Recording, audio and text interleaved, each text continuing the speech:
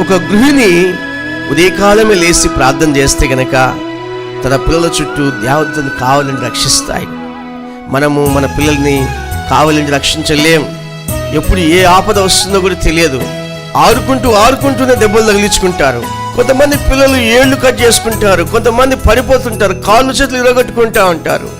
అది ప్రమాదమైన పరిస్థితి. కొంతమంది పిల్లలైతే ఏకంగా మరణానికి వెళ్ళిపోయే అంత ప్రమాదంలో పడిపోతుంటారు. దేవుని కాపుదల నీ పిల్లల చుట్టూ ఉంటే గనక, ఆయన కంచె నీ పిల్లల చుట్టూ ఉంటే గనక, ఏ అపాయం వచ్చినా కూడా నువ్వు భయపడాల్సిన అవసరం లేదు.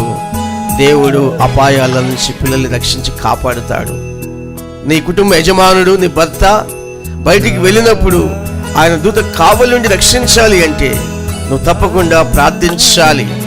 సామెత గ్రంథములో ఒక స్త్రీ గురించి రాయబడింది. ఆమె గురించి రాయబడినప్పుడు గుణవతి అయిన స్త్రీ అని సంబోధిస్తున్నాడు. గుణవతి అయిన స్త్రీ ఏం చేస్తుందంటే పెందలకడనే లేచి ప్రార్థన చేస్తుంది. ఆమె పనులను చక్కబెట్టుకుంటుంది.